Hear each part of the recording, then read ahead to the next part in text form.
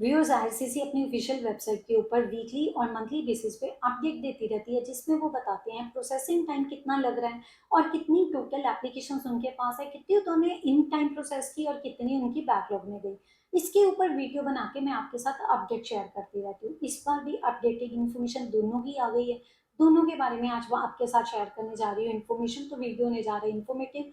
आपने इसको अंत तक देखना है अगर आप जानना चाहते हैं कि कितना प्रोसेसिंग टाइम आपकी वीजा एप्लीकेशन को लग सकता है, या अगर आपने ऑलरेडी अप्लाई किया है तो आपका वीजा डिसीजन आने में कितना टाइम लग सकता है। और काफी मेरे को क्वेश्चंस आते रहते हैं प्रोसेसिंग टाइम को लेके, specially for work permit also. उनको भी आइडिया मिल जाएगा कि कितनी एप्लीकेशन बैकलॉग में है और कितनी टोटल जो आईआरसीसी के पास है कितनी with in standard time process होगी।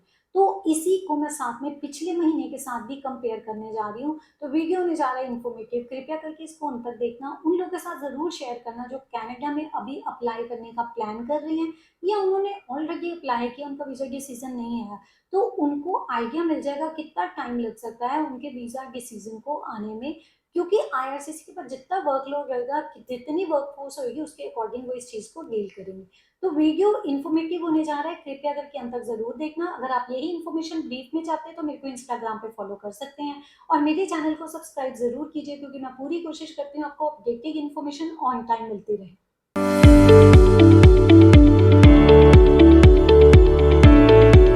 तो सबसे पहले प्रोसेसिंग टाइम से शुरू करते हैं। ओवरव्यू दूं तो बहुत ज़्यादा चेंज नहीं आया, लेकिन अगर इनसाइड कनाडा आपने अप्लाई किया हुआ है उसमें मैंने ये देखा है कि प्रोसेसिंग टाइम बढ़ा है। विजिटर वीज़ा को कंपेयर करें बाकी दोनों कैटेगरीज में तो विजिटर वीज़ा की जो प्रोसेसिंग टाइम है वो बड़ी ही बड़ी है। तो सबसे पहले शुरू करते हैं स्टडी परमिट से। अगर आपने इंडिया से अप्लाई किया 8 वीक्स का टाइम लग रहा है, सिमिलर टू प्रीवियस वीक है, कोई चेंज नहीं आया। इनसाइड कनाडा फर्स्ट टाइम डाला है, 4 वीक्स का टाइम लग रहा है, सिमिलर टू प्रीवियस वीक, कोई चेंज नहीं आया। लेकिन अगर आपने एक्सटेंशन डाला है स्टडी परमिट का तो उसके लिए अभी 220 डेज लग रहे हैं, जो पहले से 13 दिन बढ़ गया। वर्क परमिट की बात करें 18 वीक्स का टाइम लग रहा है अगर इंडिया से अप्लाई किया। इनसाइड कनाडा आपने चाहे फर्स्ट टाइम या उसका एक्सटेंशन डाला हो, 227 डेज आपको वेट करना पड़ सकता है, जो पहले से 9 दिन बढ़ गया। विजिटर वीजा मैंने ऑलरेडी बताया था, तीनों कैटेगरी में टाइम जो है बड़ा है इनसाइड, चाहे आपने कनाडा अप्लाई किया हो चाहे आपने इंडिया से अप्लाई किया हो। गाइस इंडिया से अप्लाई किया तो 18 डेज है, इनसाइड कनाडा अप्लाई किया तो 17 डेज है। अगर उसका एक्सटेंशन डाला है विजिटर वीजा का तो उसको विजिटर रिकॉर्ड्स भी बोलते हैं, तो उस केस में अभी 140 डेज लग रहे हैं। अब बात करते हैं कितना total number of applications IRCC के पास हैं in the month of March, जो डाटा सामने आया है, और उसी के साथ बताऊंगी कितने स्टैंडर्ड टाइम में प्रोसेस हुए हैं, कितने बैकलॉग में गए हैं। ओवरव्यू दूं तो ये पहले से बैकलॉग कम हुआ है, गुड न्यूज है। So no doubt total number of applications भी as compare to previous month कम हुई है। सो गाइस इसके लिए मैं आपको लेके जा रही हूँ canada.ca की ऑफिशियल वेबसाइट के ऊपर, जहां पर हम ये सारी इन्फॉर्मेशन डिटेल में जानेंगे। ये ऑथेंटिक इन्फॉर्मेशन आपको देने जा रही है, तो इसलिए आपने इसको वीडियो को अंत तक जरूर देखना, पूरी इन्फॉर्मेशन लेनी। आ चुके हैं हम आईआरसीसी की ऑफिशियल वेबसाइट के ऊपर जो है canada.ca, जहां पर हमें ऑथेंटिक इन्फॉर्मेशन मिल रही है बैकलॉग से रिलेटेड। जो रीसेंट अपडेट आई है मार्च के महीने तक का जो बैकलॉग रहा है टोटल एप्लीकेशंस का 7,79,900, और टोटल जो आईआरसीसी की इन्वेंट्री में एप्लीकेशन रही हैं वो है 19,76,700 और 11,96,800 with in standard time process हुई है। टीयर वी एप्लीकेशंस की बात करें तो टोटल रही है 1,84,600, 60% इसकी with in standard time process हुई है विच आर 5,28,400। बैकलॉग में चली गई 3,56,200 जो 40% ओवरऑल है, और इस सिर्फ टीआरवी की बात कर रही हूँ। और गाइस अगर इस डाटे को कंपेयर करें फरवरी के महीने से तो इसमें 4% डाउनफॉल देखा गया है टीआरवी एप्लीकेशंस का टोटल। तो इसमें इस बार 58,300 एप्लीकेशंस जो हैं वो कम हुई हैं बैकलॉग में as compare to last month. PR means permanent residence की बात करें तो टोटल एप्लीकेशंस है 1,52,700। इसके 55% जो है वो विद इन टाइम प्रोसेस हुई हैं, जो स्टैंडर्ड टाइम है 4,72,600, और बैकलॉग में चली गई 3,80,100 which are 45% of the overall. Guys इसमें 2% का इंक्रीज देखा गया है, जो as compare to February month 16,100 applications ज्यादा इस बार बैकलॉग में है as compare to the previous month. बात करते हैं सिटीजनशिप की। 1,95,800 within standard time process हुई हैं और ये 82% ऑफ द टोटल एप्लीकेशंस है और टोटल एप्लीकेशंस का नंबर है 2,39,400 और बैकलॉग में चली गई सिर्फ और सिर्फ 18% और इसका नंबर है 43,600।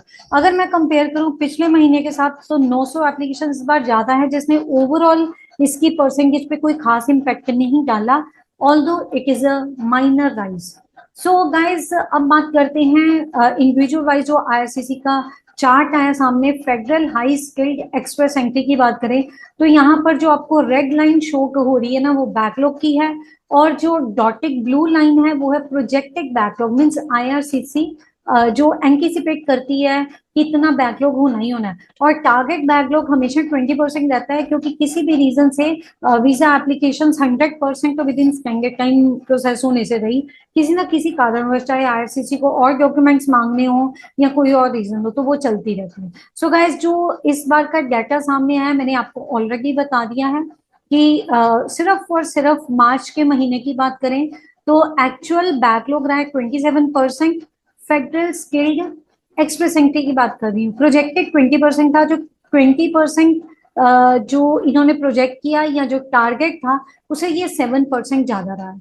अब बात करते हैं अगली पीएनपी की, क्योंकि मेरे को बहुत सारे क्वेश्चंस आते हैं प्रोसेसिंग टाइम को लेके, इसलिए मैं इसके बारे में बात कर रही हूँ। आपको ये डाटा आईआरसीसी की ऑफिशियल वेबसाइट के ऊपर दिखा रही हूँ। यहाँ पर अगर हम मार्च के महीने की बात करें ना तो यहाँ पर शो हो रहा है backlog in the month of March.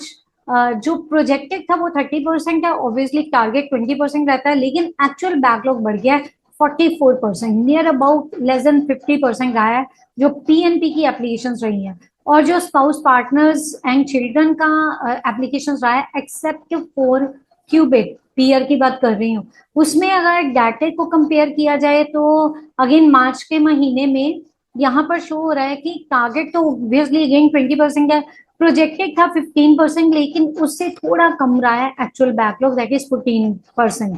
सो अच्छी बात है, एटलीस्ट इसमें तो कम हुआ। चलो सिटीजनशिप की एप्लीकेशंस की बात करते हैं। यहाँ पर जो मार्च के महीने का डाटा सामने आया ना, टोटल अगेन जो था वो जो यहाँ पर टोटल शो हो रहा है एक्चुअल बैकलॉग का दैट इज 18%, प्रोजेक्टेड था 17%, जो टारगेट बैकलॉग से थोड़ा कम है। सो सिटीजनशिप की एप्लीकेशंस बेटर वे में प्रोसेस हो रही है।